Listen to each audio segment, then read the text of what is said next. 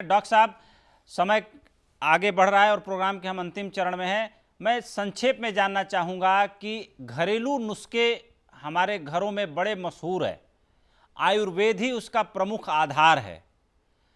तो अगर कोई आदमी स्वस्थ रहना चाहता है तो उसे घरेलू नुस्खे के तौर पे अपनी इम्यूनिटी, अपना ओज बढ़ाने के लिए किन चीज़ों का सेवन आज के दैनिक व्यवहार में उसे शुरू कर देना चाहिए या करते रहना चाहिए साल भर? देखिए, बिल्कुल करना चाहिए। हर सीजन में बीमारियां होती हैं और कुछ लोग ठीक होते हैं, कुछ नहीं होते। हर बीमारी असाध्य होती है, हर बीमारी साध्य होती है। ऐसे कोरोना भी साध्य है, ठीक हो जाता है 98% लोगों को, 2% को नहीं होता। लेकिन लोगों को ना हो इसके लिए ये ध्यान रखें कि सबसे पहले मनुष्य को अपनी पाचक अग्नि ठीक रखना चाहिए कि जो भी वो खाना खाए वो ठीक से पचे, मोशन क्लियर हो, नींद बढ़िया आए और प्रतिदिन गुनगुना पानी पिए। त्रिकटु होता है, सोंठ मिर्च पीपल, इसकी चाय पिए तुलसी डाल के, दूध में हल्दी लेवें, मिर्च और गिलोय घनवटी, सुदर्शन घनवटी, एक एक गोली गिलोय घनवटी, सुदर्शन घनवटी, एक एक डॉक्टर साहब जरा बताइए, जो चाय आपने बोला, चूंकि चाय डॉक्टर साहब, चाय हमारे जीवन का एक ऐसा हिस्सा है कि उसके बिना किसी की दिनचर्या पूरी नहीं होती।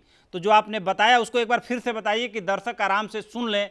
बहुत फायदेमंद चीज आप बता रहे थे, जो आप बता रहे थे, सोंठ मिर्च पीपल, जो आप बता रहे थे, एक बार। चाय कहते हैं, जिसे आजकल चाय कहते हैं, आयुर्वेद में उसे फांट कहते हैं, पहले काढ़ा भी कहते हैं, दोनों शब्द समझ लीजिए आप जी। कोई भी पाउडर को पानी में उबाल करके, मान लीजिए 10 ग्राम पाउडर है तो उसको 500 ml पानी में उबाल करके जब आधा रह जाए तो उसको हम लोग फांट कहते थे या काढ़ा कहते थे जी। आज जो लोग चाय पीते हैं उसमें सोंठ, मिर्च, पीपल और तुलसी, इसकी प्रतिदिन चाय पिएं। अगर ये तीनों नहीं है तो अदरक और हल्दी डाल के चाय पिएं। इतना तो कर सकते हैं। गर्म पानी तो दिन में पी सकते हैं, फ्रिज का पानी बिल्कुल ना लें, ठंडा पानी बिल्कुल ना लें, दही बिल्कुल ना खाएं। और अगर किसी को खांसी जुकाम है तो घी तेल की चीज़ें ना खाएं। अगर किसी आदमी को मोटापा है, फैटी लीवर है, तो कृपा करके वो किसी भी तरह का मांस मदिरा ना लेवे, नहीं तो बीमारी जल्दी होगी। ये आयुर्वेद के कुछ प्रमुख चीज़ें हैं, इनसे ओज भी बढ़ता है। और शहद का भी सेवन कर सकते हैं, वो ओजोवर्धक है। बहुत बहुत धन्यवाद डॉक्टर साहब। समय का अभाव है, इसलिए हम डॉक्टर योगेंद्र राय साहब के पास चल रहे हैं। डॉक्टर साहब, होम्योपैथ में संक्षेप में आप बताएं कि कौन ऐसी दवा है जिसे आदमी इम्यूनिटी बूस्टर के तौर पर अगर यूज करता रहे अपने दैनिक व्यवहार में तो अच्छा फल आएगा, उसका स्वास्थ्य अच्छा रहेगा, इम्यूनिटी उसकी अच्छी रहेगी। देखिए, होम्योपैथिक में इम्यूनिटी बूस्टर का कोई ऐसा नहीं है कि ये पर्टिकुलर चीज हमेशा लेते रह सकते हैं जी। ये व्यक्ति विशेष पर निर्भर करता है कि उसके अंदर जो लक्षण हैं या उसके एक जनरल फीचर्स हैं, जैसे हम उसकी मानसिक और शारीरिक और चीजों को लेकर हम निकालते हैं कि कौन सी दवा उसके लिए कारगर है, तो वो दवा उसके लिए इम्यूनिटी बूस्टर होती है। लेकिन इन सीजनल चीजों में, जैसे हमें आर्सेनिक एल्बम हमने जो सजेस्ट किया है, या एलियम छिपा है, या कैंसर है, ये चीजें इन रोगों के प्रति इम्यूनिटी बूस्ट करती हैं। लेकिन जो मेन चीज है वो ये है कि आप उसका इलाज करिए जब प्रॉब्लम हो, और प्रॉब्लम का इलाज का लक्षणों पर आधारित है, जो मैंने पहले भी कहा। और इसके लिए सरकार को तुरंत इस पर जो है कार्य शुरू करना चाहिए। जो प्रस्ताव हैं उनको राज्य सरकारों को लेके और उसको काम शुरू करने चाहिए।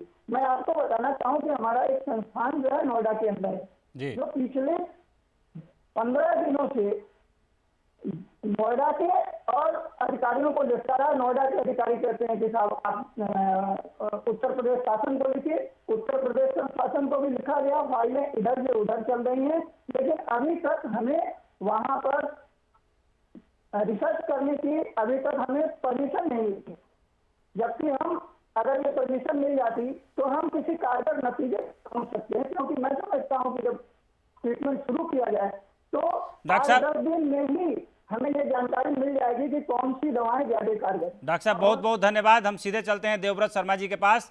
देवव्रत जी, आप ये बताएं हमारे दर्शकों को कि असली शहद की पहचान क्या है, और असली शहद अगर आदमी 1 चम्मच रोज खाता रहे तो क्या चमत्कार हो सकता है?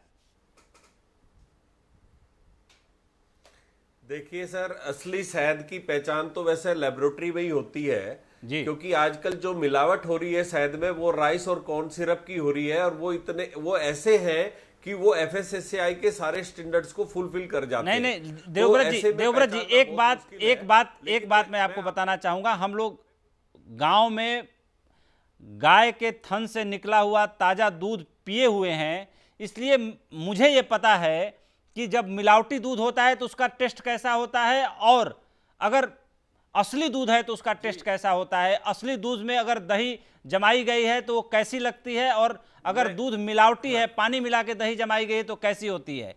तो जो सही में सही शहद टेस्ट मैं वही किया होगा बताने- उसे पता चल जाएगा। तो उसका गुण धर्म स्वभाव कैसा होता है, इसको जरा संक्षेप में बताएं। मैं यही बताना चाह रहा था कि ऐसा है कि जो हनी होता है वो अलग अलग फ्लावर वाइज हनी मिलता है जी। पूरे साल एक जैसा हनी नहीं मिलता है। अगर नीम का सीजन चल रहा है तो नीम का हनी आएगा, जामुन का चल रहा है मई जून के अंदर जामुन का आएगा, शीशम का चल रहा है तो शीशम का आएगा, जब लीची का चल रहा है तो लीची का आएगा। जिन लोगों ने असली शहद खाया है या फ्लावर वाइज उसके टेस्ट को परखा है, देखा है, वो तुरंत पहचान जाते हैं कि ये असली शहद है। और असली शहद को पहचानने के लिए हमारी जीवा सबसे बड़ी है। और दूसरी बात, हमारे डॉक्टर साहब बहुत सारे हमारे पैनल में बैठे हैं, मैं बताना चाहूंगा कि यदि असली शहद खाते हैं तो उससे ना तो डायबिटीज बढ़ती है और ना ही उससे और कोई दूसरे चीजों का खतरा रहता है। मैं शहद के बारे में बताना चाहता हूं, जो पोलन रिच शहद है वो हमारी बॉडी का पार्ट हो जाता है, और बॉडी का पार्ट होने के बाद वो बहुत जल्दी उसका जो शुगर लेवल है वो नॉर्मल हो जाता है। बल्कि जो नीम और जामुन के हनी है वो हमारे डायबिटीज को भी क्योर करते हैं। जो इसमें बी पोलन है उसका एक बहुत बड़ा रोल है शहद के अंदर, वो हमें दिखाई नहीं देते। वो 1 ग्राम हनी के अंदर लगभग 5000 से ऊपर, और 10 ग्राम हनी के अंदर लगभग 50,000 से ऊपर कण होते हैं। वो हमें आंखों से दिखाई नहीं देते, उनका स्वाद हमें जीवा पे पता लगता है। बाकी और बहुत सारी चीजें थी कि हम पानी में डाल के उसको चेक कर लेते